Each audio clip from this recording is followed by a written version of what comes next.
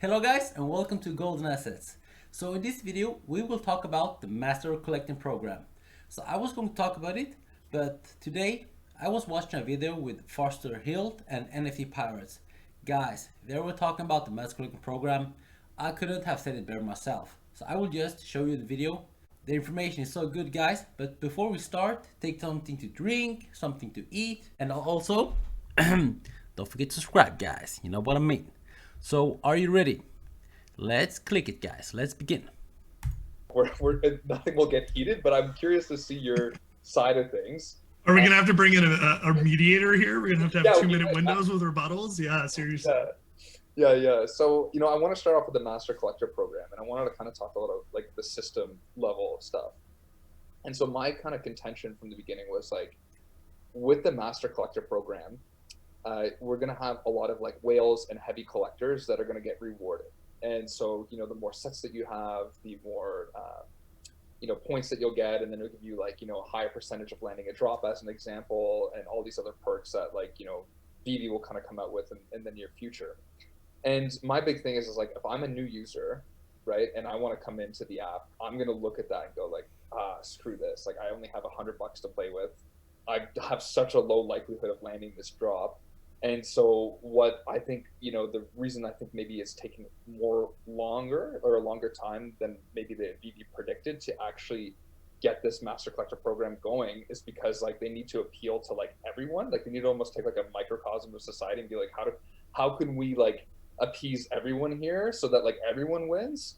And I think like people do not understand the complexity of that. But I know that you've also said like there's other incentives that might come, and I'm just curious to like what you think about that. Totally, man. So I guess the first part, and this won't be a popular opinion, but you said something there that I think is very interesting. So you said, trying to find a way that everyone can win. And I just want to make it clear that I don't think that everyone will win. And, and that might be hard for some people to hear, and they may not be happy to hear that. But I mean, that's also just life, right? Like I really don't I personally don't expect to be able to compete with the Dr. Profits and Ray Fixies of the world, right? Like I'm just that's realistic for me. Like the Todd father has like 5,000 collectibles. Like he sold all of his Omi and went all like I don't expect to be able to compete with people like that, right? I just want to point out, guys, I sold my Omi as well for collectibles. Right? So you need to first define what your goal is, right? So when they're creating this program and looking to offer incentives for people to get them on board, it's not so much a competition against others, right? Like we see a leaderboard concept, which may be integrated. We saw it with HRO and we see it with other projects. That may be a part of it where, yeah, unless you're a whale, you're not going to achieve those goals. But realistically, it's not about competing with others. It's about bettering yourself and giving you the best opportunities to collect within the means that you have available to you. And what I mean by that is there will be free ways in order to earn Master Collector points. We already know that in-app engagement, posting on other people's feeds, visiting other people's showrooms, commenting and liking, we know that those features will earn you Master Collector points. We know that holding sets as well as holding collectibles on a daily basis will earn you Master Collector's points. So even if you're not someone that has the means to purchase a ton of collectibles, you can still earn points by just going on the app, figuring things out, learning from other people, enjoying other people's spaces. Possibly when renting comes out, you can rent things if you can't afford it, so you can still participate in things, but you're still building up towards something. And I kind of equate it.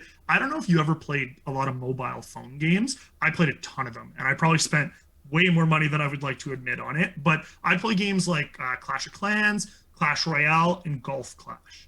And the one thing that Golf Clash, I think, did really well. Clash Royale did it well also, is that they would do like a pass system, right? Like a battle pass system. So you would have a free tier where you would earn certain perks and rewards, regardless, as long as you were competing and participating on a regular basis. But then there was also a paid system where you still had to participate and do things, but you may earn better rewards or XP boosts or different things while doing that. So the way that I look at it is, yes, similarly to how only one person can buy the bottom because the theoretical bottom is only one thing, right?